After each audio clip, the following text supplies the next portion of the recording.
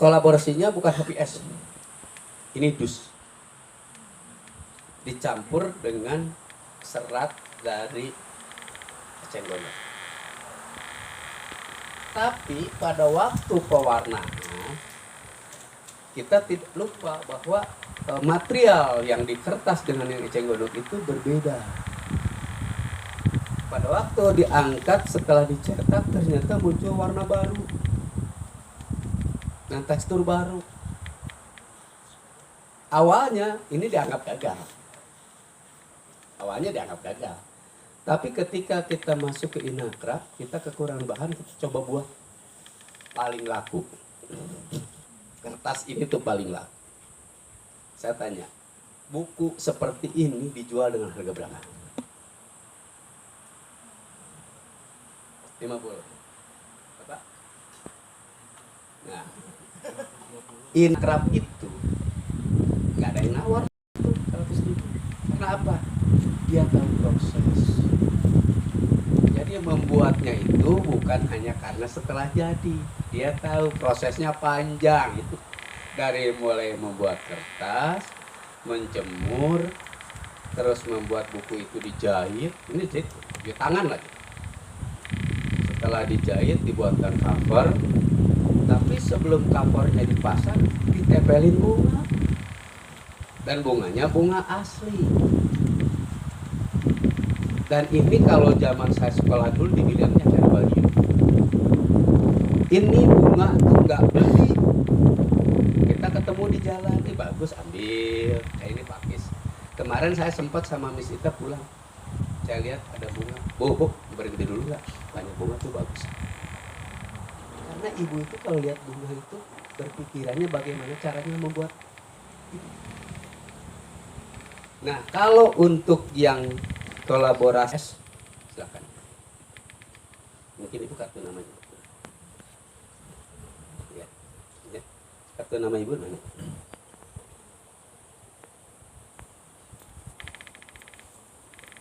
Nah ini mengingatkan ke buku diary.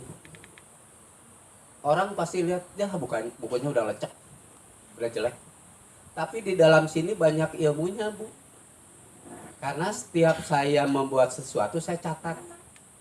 Ukuran boxnya berapa senti, ketebalannya berapa mili, untuk kepentingannya. Seed paper, pernah dengar nggak Ibu, Bapak, dengan seed paper? Pernah ya? Jadi seed paper itu kertas yang memakai bibit.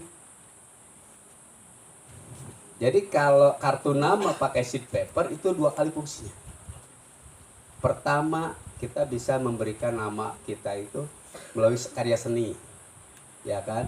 Kedua, andaikan sekarang udah mulai musim ke gadget, pasti orang tuh udah mulai barcode-nya di scan.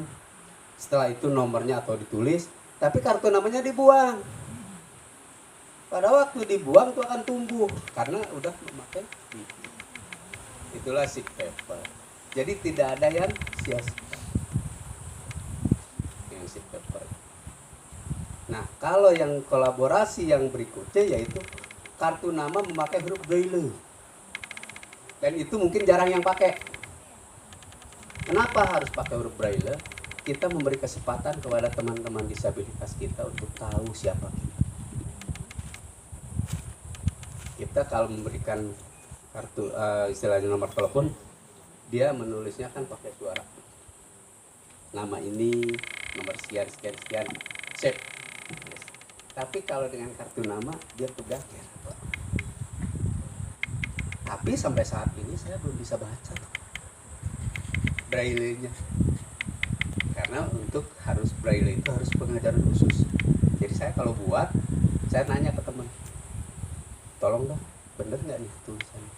Karena teman kita juga ada yang banyak yang tunanetra di Wiataguna. Kita tanya sama mereka, takutnya salah. Udah sampai ke konsumen, ternyata namanya lain atau nomornya lain. Kita perlu bantuan kita kepada mereka. Dan mereka akan senang. Oh, ada ya kartu nama braille. Boleh dong saya buatin. Itulah yang dinamakan bisnis. Jadi kita berbisnis itu harus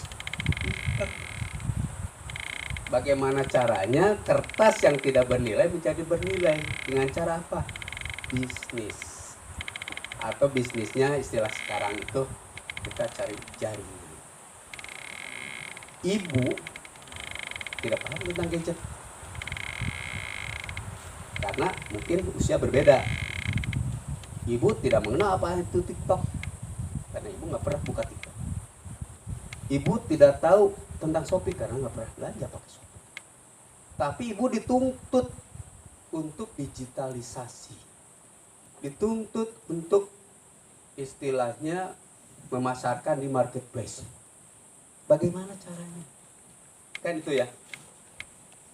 Carilah jaringan. Alhamdulillah sekarang yang memasarkan produk-produk ibu itu dibantu sama anak-anak ITB, anak-anak Unpad, dan mereka tahu betul bahwa kertas itu menjanjikan. Suatu saat kertas akan booming lagi. Jadi kalau mau belajar kertas sekarang itu 2-3 tahun ke depan saya yakin bakal banyak yang cari. Sekarang pun udah mulai. Di tiap daerah sekarang udah hampir banyak orang mencari kertas dulu. Jadi kalau secara mindset bisnis ini peluang. Peluang sekali. Tinggal bagaimana kita mengemasnya.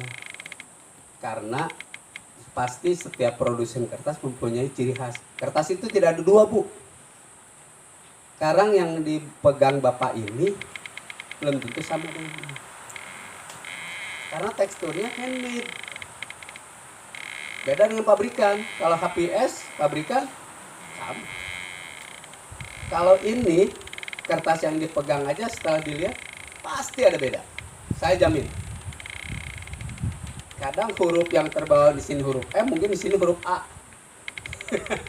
Jadi setiap yang membeli buku dari Cemara Paper itu tidak akan punya saingan. Pasti cuma satu. Contoh gini. Ini buku bunganya bisa sama, tapi letaknya mungkin tidak sama. Karena hari ini mungkin ibu moodnya lagi ke A, besok moodnya lagi ke C. Pasti berubah dong. Makanya setiap pembelian buku tidak ada yang sama. Bu Asti, yang luar biasa sekali insight yang beliau diberikan, terutama tadi dijelaskan dari apa ya, penjelasan dari apa itu Cemara Paper, filosofinya bagaimana, dan berbicara tentang betapa pentingnya sebuah kertas gitu Pak ya. Ini pengalaman saya sendiri gitu Pak ya. Emang betul sih ketika baca berita gitu di handphone sama di kayak koran atau majalah itu beda sekali Pak, betul sekali. Belum melihat apa ya istilahnya tuh berita yang memusingkan gitu ya. Terus banyak lihat screen HP yang kadang itu membuat mata panas dan juga jadi pusing gitu Pak ya. Beda dengan membaca dari koran atau majalah dan sumber dari kertas lainnya, itu lebih bisa di memorize gitu ya, lebih bisa diingat dan lebih make sense aja gitu. Dan ya aku yakin sih kertas ini gak akan 100% misalnya itu punah ya, karena ya walaupun kita di era digital ini pasti menggunakan banyak apa ya istilahnya itu gadget atau tools lain yang emang lebih memudahkan, tapi kurang apa ya istilahnya itu rasanya ya kan segitu. Jadi ya insya Allah sih dengan perjuangan yang Pak Toto Basti, dan insya Allah kami akan coba juga ya, ini next project kami insya Allah buat merecycle kertas gitu ya, 5 kertas minimal. Kalau belum bisa merecycle, nge-reduce gitu Pak ya. Kalau belum bisa nge-reduce, nge-reuse gitu ya, istilahnya itu mengurangi gitu ya.